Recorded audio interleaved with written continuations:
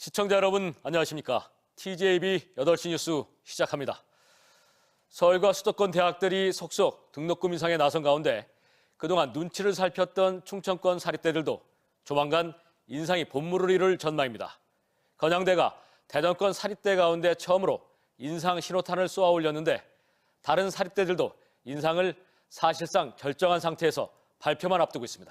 이렇게 되면 등록금을 동결한 지역 국공립대들과 달리 대부분 사립대는 등록금을 올리게 되면서 등록금 차이에 따른 비교와 수도권 대학과의 경쟁력까지 겹쳐 올해 신입생 모집에도 악영향이 예상됩니다. 전유진 기자의 보도입니다. 건양대가 대전 지역 사립대 가운데 처음으로 등록금 인상에 나섰습니다. 학부는 평균 5.18%, 대학원은 평균 4.89% 올립니다. 지난 2009년부터 학부 등록금을 동결 내지 인하해오다 16년 만에 인상을 결정한 겁니다. 고물가 상황이 이어지는 데다 제반 운영 경비 상승과 교원 충원 등 교육 여건 개선을 위해 불가피한 결정이라는 설명입니다. 사실 요새 학교에서 등록금만 받아서 운영할 수 있는 시대도 아니고 다양한 사업이나 이런 걸 통해서 이제 해야 되는데 저희도 이제 여러 가지 좀 어려운 부분이 있다 보니까 이제 다른 지역 사립대학들도 인상대열 합류를 예고했습니다. 이미 등록금 심의위원회를 개최한 천안, 아성권 10여 개 대학들도 평균 4에서 5%대 인상을 결정한 가운데 곧 최종 발표를 앞두고 있습니다. 대전권 사립대학들도 조만간 심의위원회를 열 예정인데 인상폭을 놓고 조율하는 단계로 인상은 이미 합의된 것으로 알려졌습니다. 16년간 등록금 동결로 운영난이 심각한 상황에 대해 학생과 학부모들도 공감하고 있다는 겁니다. 등록금 심의위원회가 구성 자체가 학생들이랑 학부모들도 같이 들어가 있어요. 학생들이 어느 정도 동조를 하고 얘기가 된다는 얘기는 필요성이 좀 어느 정도 공감이 간다는 뜻이겠죠. 반면 충남대와 공주대 등 지역의 국공립 대학들은 경기 침체로 인한 학부모들의 경제난을 감안해 등록금 동결을 결정한 바 있습니다. 엇갈린 등록금 행보는 대학 입시에서도 지역 사립대에 악영향을 줄 것으로 보입니다. 경쟁력 면에서 수도권 대학의 열세인 상황에서 지역 내 격차가 벌어진 등록금으로 학생 모집에서 지역 국공립대에 밀리는 샌드위치 신세가 될 가능성이 높다는 지적입니다. 생존을 위해 결정한 등록금 인상 때문에 다시 생존을 걱정해야 하는 악순환이 되진 않을지 우려가 나옵니다. TJB 전유진입니다. 대전과 세종, 천안, 공주 등 11개 시군에 한파주의보가 내려진 가운데 내일 아침 기온이 영하 13도까지 떨어지는 입춘 한파가 절정을 보이겠습니다. 내일 아침 최저 기온은 천안 영하 13도, 대전, 세종 영하 11도, 태안 영하 9도 등 오늘 아침보다 4도가량 낮겠습니다. 낮 최고 기온은 영하 4도에서 영하 2도의 분포로 종일 영하권의 추위가 이어지겠습니다. 기상청은 오늘 밤부터 충남 서해안을 중심으로 모레까지 최대 15cm의 눈이 내리겠다며 세종, 태안 등 6개 시군에 대설 예비특보를 내리고 시설물 관리에 각별한 주의를 당부했습니다. 충청권 지방자치단체들이 교육부 주관 지역혁신 중심 대학 지원 체계 사업, 즉 라이즈에서 우수평가를 받아 사업 추진에 청신호가 켜졌습니다. 충남은 전국 최고 평가를 받아 국비 174억 원을 추가 확보해 모두 1,362억 원을 투입해 지역 혁신과 청년 취업 문제 해결을 위한 4대 프로젝트 16개 단위 과제를 추진할 계획입니다. 대전시도 정부 출연 연구기관들과 연계 협력을 위한 분야에서 우수평가를 받아 국비 124억 원을 추가 확보하면서 관련 사업 국비 지원액이 680억 원으로 늘었습니다. 다만 세종시는 일부 평가에서 상위권에 들지 못해 35억 원의 국비를 따내는 데 그쳐 아쉬움을 남겼습니다. 아파트 현관에 남성이 쓰러져 있다는 신고를 받고 출동한 경찰들이 한파 속에 방치돼 있던 심정지 환자를 살린 사실이 뒤늦게 알려졌습니다. 또 지난달엔 비번날 수영장을 찾은 한 소방관이 심정지 상태의 시민을 구해 화제가 되기도 했는데요. 모두 4분의 기적으로 불리는 심폐소생술을 통해 신속한 조치에 나선 것이 소중한 생명을 살려낸 겁니다. 조형준 기자입니다. 두꺼운 외투를 입고 아파트 현관에 앉아있는 남성. 출근하는 사람들 사이로 고개를 푹 숙인 채 미동도 없습니다. 이를 발견한 아파트 관리자의 신고로 현장에 출동한 경찰. 말도 걸어보지만 몸을 쉽사리 일으키지 못하는 이 남성. 잠시 뒤 온몸에 경련까지 일어납니다. 일어나시려고 하는데 갑자기 이제 하면서 이제 가슴 부여잡으면서 잡으면서 이제 온몸을 이제 떠시기 시작하시는 거예요. 응급 상황임을 인지한 경찰들은 남성을 곧바로 바닥에 눕혀 심폐소생술을 실시했고 2분여 뒤 쓰러졌던 40대 남성 A씨는 의식과 호흡을 되찾았습니다. 일어나고 숨 쉬어봐요. 숨 쉬어봐. 숨 쉬네. 숨 쉬네. 괜찮아요? 영하권의 추위 속에 계속 방치됐다면 자칫 생명을 잃을 수도 있는 위험천만한 상황에서 신속한 대처가 빛을 발했습니다. 정말 이분을 살려야겠다는 생각으로 그 마음 한 가지로 피해를 열심히 그때 진행을 했던 것 같습니다. 지난달 22일엔 당진의 한 실내 수영장에서 물에 빠져 심정지 상태였던 20대 남성을 구조한 소방관의 사연이 알려져 큰 화제가 됐습니다. 당시 비번이었던 서산소방서 소속 박진식 소방사는 인명구조 자격증을 따기 위해 수영장을 찾았다 심폐소생술로 소중한 생명을 구했습니다. 겨울철 많이 발생하는 심정지는 4분 남짓인 골든타임이 무엇보다 중요합니다. 골든타임 내 심폐소생술과 자동 심장 충격기 AED를 병행하면 생존율이 80%까지 높아지는 걸로 알려져 있습니다. 최강 한파 속에 심정지 환자가 늘고 있는 만큼 가까운 소방서를 찾아 심폐소생술을 배워두면 위급 상황에서 생명을 살릴 수 있습니다.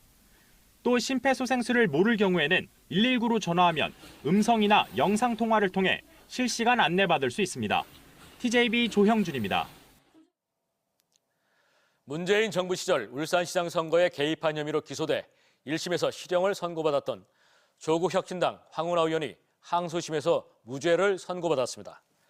황 의원은 울산지방경찰청장이던 지난 2017년 9월 송철호 전 울산시장에게 김기현 당시 울산시장에 대한 수사를 부탁받고 수사에 개입한 혐의로 기소돼 1심에서 징역 3년의 실형이 내려졌습니다. 함께 기소된 송철호 전 울산시장도 무죄를 선고받았지만 김기현 전 울산시장에 대한 첩보 보고서를 작성한 혐의로 기소된 송병기 전 울산시 부시장은 징역 1년 2개월의 실형이 선고됐습니다. 이장우 대전시장이 임명한 경제과학부시장과 비상임 특별보좌관을 놓고 더불어민주당 대전시당이 돌려막기 인사로 공정성과 신뢰를 근본적으로 훼손한 인사 참사라고 지적한 것과 관련해 지역 정치권에서 공방이 이어지고 있습니다. 국민의힘 대전시당은 오늘 논평을 내고 시장의 정당한 인사권을 두고 민주당의 훈수가 점입가경이라며 맞대응에 나섰습니다. 또 민주당에서 정치를 시작했던 김소연 법률특보를 극우 인사로 몰아가는 것은 경악할 일이라며 내로남불도 유분수라고 꼬집었습니다. 불법 주차 차량들이 도로 한쪽을 아예 점령을 해버려 역주행을 해야 하는 도로가 있습니다. 세종시 산울동에 있는 왕복 2차선 도로 얘긴데 인근 공사장 인부들이 먼 주차장 대신에 작업 현장과 가까운 곳에 불법 주차를 하면서 위험천만한 상황이 벌어지고 있는 건데 단속은 거의 이루어지지 않고 있습니다. 박범식 기자입니다. 세종시의 한 왕복 2차선 도로. 불법 주차된 차량들이 한쪽 차선을 차지하고 있습니다. 횡단보도와 우회전 도로에도 불법 주정차 차량들이 늘어서 있습니다. 보시는 것처럼 도로와 인도를 점령한 불법 주정차 차량은 수백 미터가량 이어져 있습니다. 왕복 2차선 도로 한쪽이 거의 사라지다 보니 도로를 지나려면 중앙선을 침범하거나 역주행이 불가피한 상황. 실제로 지난해 12월에는 도로를 지나던 버스가 난간을 들이받기도 했습니다. 역주행으로 안 갈 수가 없어요. 저기 차가 꽉 차 있어갖고 공소차량이 주민들을 위해서 갈 수밖에 없으면은 최대한 불법 주차는 잊지 말아야 되는데 불법 주차가 너무너무 많아요. 인근 복화 커뮤니티 센터와 초등학교 공사 현장 인부들이 거리가 멀다는 이유로 주차장을 놔두고 도로와 인도에 차를 대면서 벌어지고 있는 일입니다. 지난해 9월부터는 이 도로를 지나는 버스 노선까지 생기면서 버스 탑승객들도 불안하기만 합니다. 불법 주정차들이 너무 많아서 차로 갈 때 좀 시야가 방해되고요.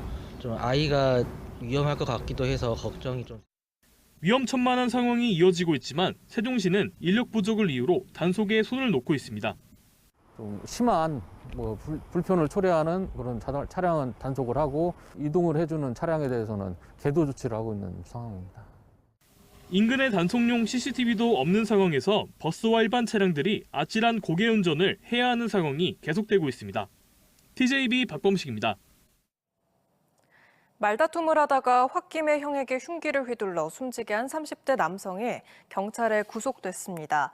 30대 남성 A씨는 지난 1일 밤 11시 50분쯤 대전 서구 도마동에서 같이 살던 30대 형이 자신에게 욕을 했다는 이유로 집안에 있던 흉기로 형을 숨지게 한 혐의로 현장에서 체포됐습니다.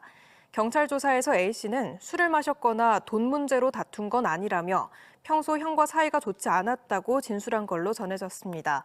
구속영장을 발부받은 경찰은 A씨에 대한 수사를 이어가고 있습니다. 올 설명절 열차 승차권 암표 거래 적발 건수가 지난 추석과 비교해 77%나 급감하며 큰 폭으로 감소했습니다.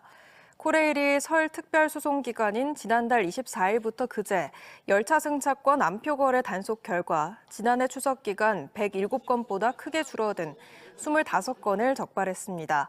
코레일은 매크로 이용자 제재 조치를 강화하고 황금 시간대 다량의 승차권 확보를 제한하는가 하면 위약금 강화로 조기 환불을 유도해 암표 거래가 줄었다고 분석했습니다. 주입식, 객관식 위주의 교육은 우리나라 공교육의 고질적인 문제로 꼽혀왔는데요.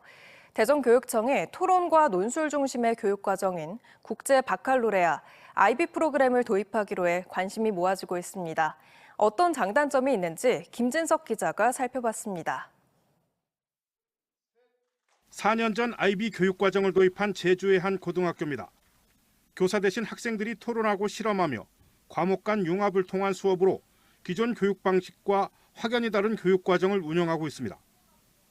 대전시 교육청이 이 같은 IB 교육을 도입하기 위해 이를 주도하고 있는 대표 교육기관인 대구교육청과 업무 협약을 맺었습니다. 5년 전 대구와 제주에서 도입을 시작한 이후 인증을 준비하는 학교가 전국적으로 늘고 있는 가운데 충청권에서는 대전교육청이 첫 시동을 건 겁니다. 급변하는 미래 사회에서는 창의 융합적 사고력을 키우는 미래형 학습과 평가 체제로의 전환이 필요합니다. IB 프로그램의 도입은 우리 교육의 새로운 도약을 의미합니다. 이번 업무 협약으로 양 교육청은 IB 교육 전문 교원 연수와 운영 학교 간 교류 지원, 시도 재정 분담에 관해 협력하게 됐습니다. 2019년 국내 최초로 IB 프로그램을 도입해 27개 IB 월드스쿨을 운영하고 있는 대구교육청은 대전에서도 IB 교육이 빠른 시간 안에 정착할 것으로 기대하고 있습니다. 대전교육청이 선생님들도 굉장히 많이 연수를 하고 준비를 하고 계시기 때문에 앞으로 대전교육도 엄청난 발전을 할 것으로 기대를 하고 있습니다. 대전교육청은 초중고에서 각 5개 학교씩 모두 15개 학교에서 운영을 시작해 해마다 운영학교를 확대해 나갈 예정입니다. 다만 사교육 조장 우려와 함께 수능 위주의 대입 제도가 바뀌지 않는 상황에서 IB 참여 학교를 늘려가는 데 한계가 있을 거라는 우려도 나옵니다. 하지만 주입식 교육의 낡은 틀을 벗어나야 한다는 공감대 속에 대전을 포함해 12개 시도교육청이 IB 도입에 참여하는 등 국제 바칼로레아 프로그램에 대한 관심은 계속 확산될 전망입니다. TJB 김진석입니다. 한국생명공학연구원이 대전 본원 대강당에서 개원 40주년 기념식을 갖고 연구원 발전에 기여한 유공자와 우수 근속 직원에 대한 포상을 실시했습니다. 기념식에서는 생명연 책임연구원이자 연구소 기업 진코어 대표이사인 김용삼 박사의 특별 강연과 함께 생명연 원장을 역임한 복성의 바이오 뉴트리젠 대표이사의 1억 원 발전기금 기탁식도 진행됐습니다.